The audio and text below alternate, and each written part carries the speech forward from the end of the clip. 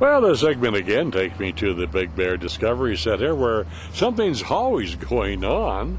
And today they're having a Mountain Man display. Let's go ahead and see. Well, here we are at the camp. This is the Mountain Man camp display here. Is that right?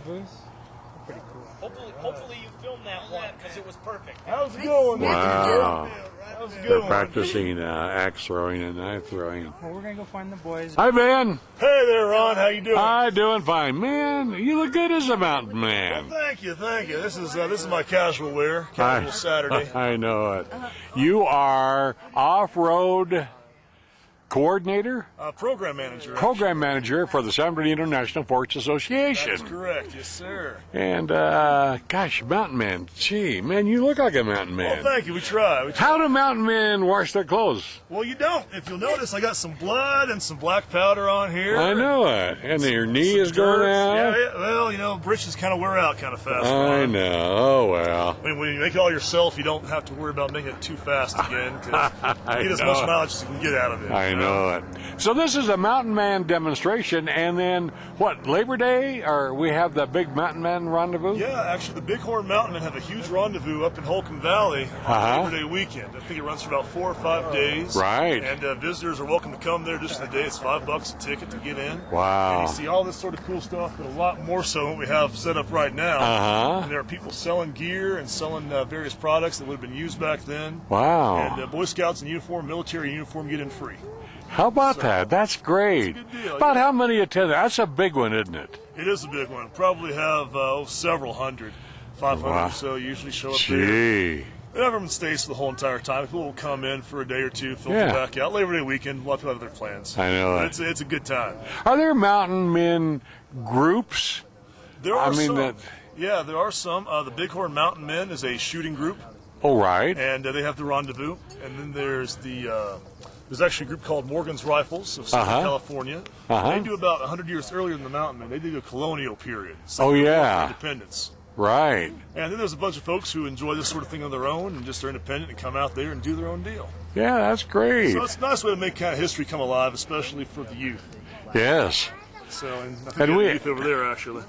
Yeah, look at that. Look at that. They're just looking. But this guy, these guns, are these powder guns, huh? These are, yeah. In fact, let's see if we can have these fellows tell you a little about it. Yeah. These are my good friends. This is Mike Winters. This is Eric Hi, Craddock. Mike. How you doing? How you guys doing? These folks are pretty proficient with their weapons. I was wondering if you guys could just tell Ron a little bit here about like what you're carrying and how you load those things. Well, this is a 28 Brown Bass, Uh-huh. and it's a smooth bore, which is kind of like a shotgun. Uh-huh. And these were developed before the Revolution, and we're still using them all the way into the 1830s. Really? Yeah, it's a flint ignition, and the way you load it is you take a powder charge in your powder measure here, and you pour a little bit into this pan right here. Uh-huh. You close that down, dump the rest down in here, take a ball from your shot bag, drop that down, ram it home, and then you pull it all the way back, and it's ready to fire. And away you go. Isn't that something? I know I've been out at the Big Bear Sportsman's Range when they're having competitions with this type of weapon, both handguns and rifles. And they really are, they're loud. They are loud. And they really shoot well. I mean, they're fairly accurate. They are. This one, the muskets, this is what you'd call a musket. Uh-huh. And they're not as accurate as, say, a rifle. Uh-huh. Range about is about 50 yards with Sure. those, to actually hit anything. Yeah, right, right. That's if you're pretty good with it. But the advantage to these is you can load them with a variety of different ammunition, Right. and they can go from anywhere from bird shot to buckshot to round ball. Yeah, isn't that Whereas the something? rifles, they're more accurate at a longer range, Uh-huh. but they're limited in their ammunition. Do these have much of a kick to it? You know, it's a nice gentle kick. Yeah, but not like a big shotgun. No. Yeah. It's more, black powder's more of a push.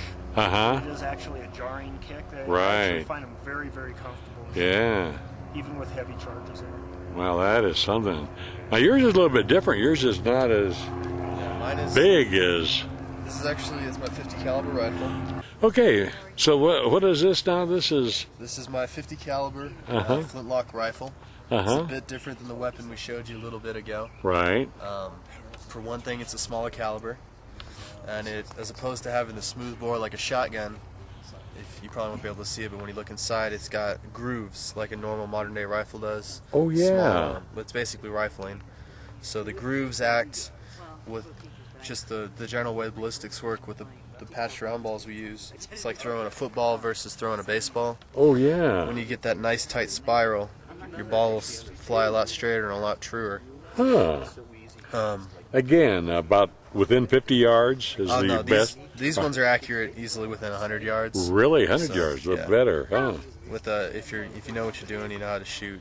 Yeah, 100 yards is right. not out of it. There's accounts of in the Revolutionary War. Yeah, we have a question here. What do you want to ask him?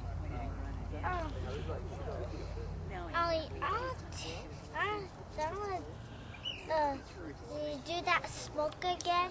Yeah, I'll do the smoke again for you in a second. All right. Okay. Yeah, that's cool.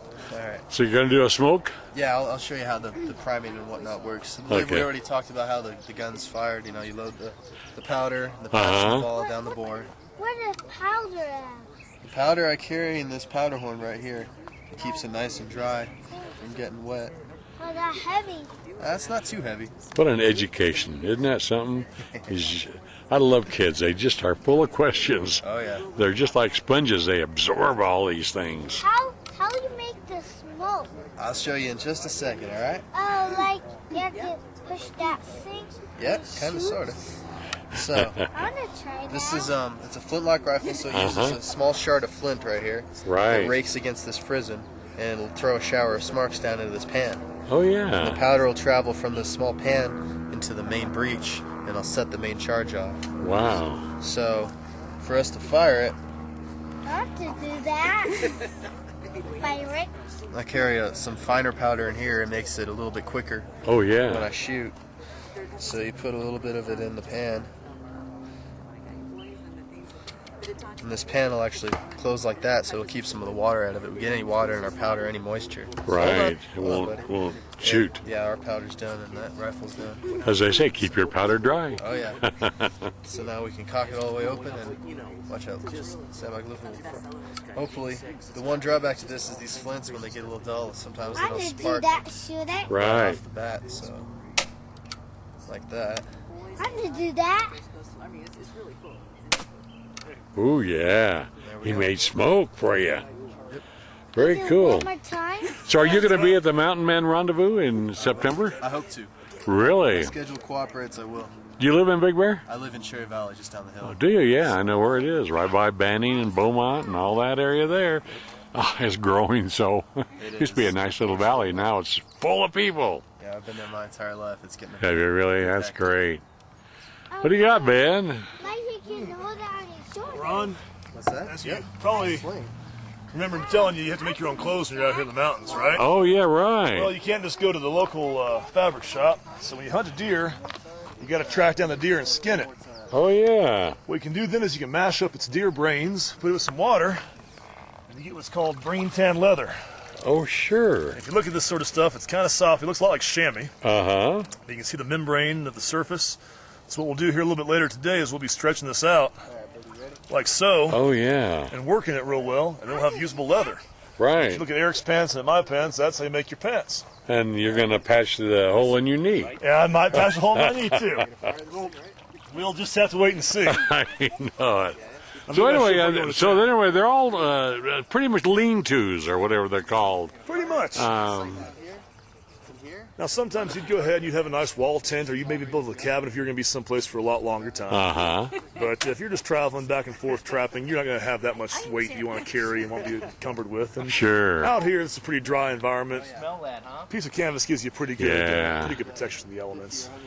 And of course, you guys really, mountain men are probably the really custodians of the mountain. I mean, they protect it. They know about it. Quite a bit. I mean, when you rely upon the earth for your survival, you can't trash the earth. I know it. I And it's know one that it. we've the further we've been removed from nature, the further we are to our cities, our daily lives, the more we forget about that. When you Sure. rely upon having fresh water and enough game to survive, rely upon having nature provide for you. Uh-huh. You take care of it. It's stewardship is what it Sure, is. right. And that's what we need to remember these days. And that's what's nice about doing this sort of stuff and talking to kids about is the importance of man, how mankind relies upon nature. Right, right. And that's what this helps to kind of showcase. Yeah. Because almost This all is this stuff neat. you can make in nature, apart from the canvas. You can do almost everything you need to out here. Oh, I know it. And we got Well. a gentleman up here who's been doing this for a long time, throwing a tomahawk. If you want Yeah, right. Yeah, let's go over there and see All right. how he's doing. to peek at him. Okay, now you really look like a mountain man. Me? I tell you. Like a mountain man? Yeah. I don't know if he's complimenting you So, or not there, yeah. TJ. What's that? So I don't know if he's complimenting you there or not. I am. That's great. Thank you, sir. Ooh, pretty good.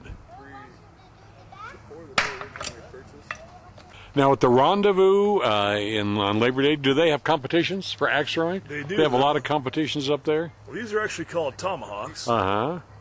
And as you can see, they can be thrown. Uh-huh. And they work out pretty well as a tool. Not always for throwing either. Oh, I know Just it. do some close hand-to-hand. So what do you use? You can use the Tomahawk, TJ, for anything, really. I mean, chopping wood.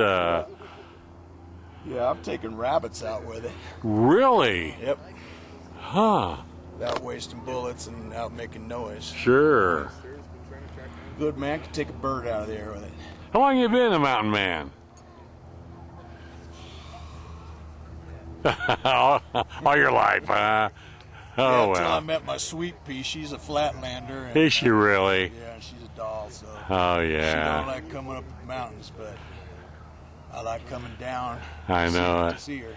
We used to have a mountain man here called Three Feathers. He lived in the forest, and he was about the only one that the Forest Service allowed him to have a fire permit, to have a fire in the forest, because he knew how to do it. But he was always complaining because he couldn't get a woman to come up here and live with him. So I guess women really don't like a lot of the mountain life. It was actually true back in the day that a mountain man would keep an Indian wife.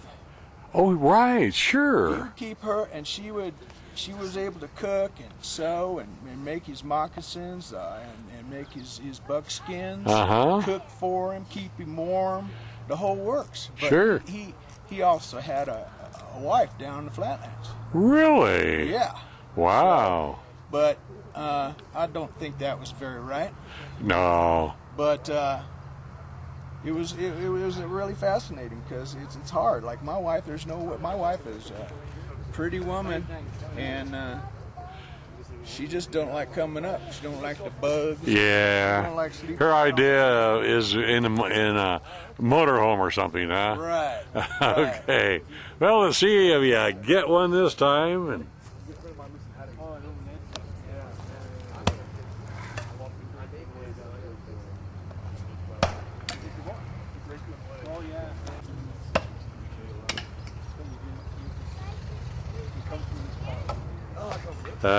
really tough. That's not easy. Well, we'll move on.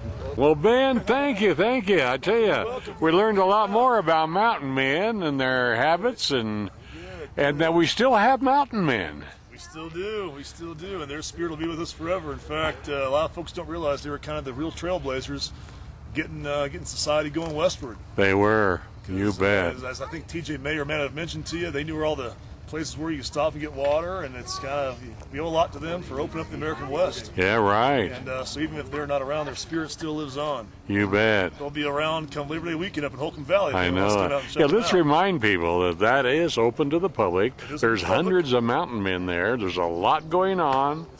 Yep. And so you can stop at the Discovery Center here and get a map on how to get to Holcomb Valley. can. And just $5 admission per car or per I person? think it's per person. Okay. If you want to get online, if you can get online, you can check out, if you can Google Bighorn Mountain Man. Big. Bighorn Mountain Man. Okay.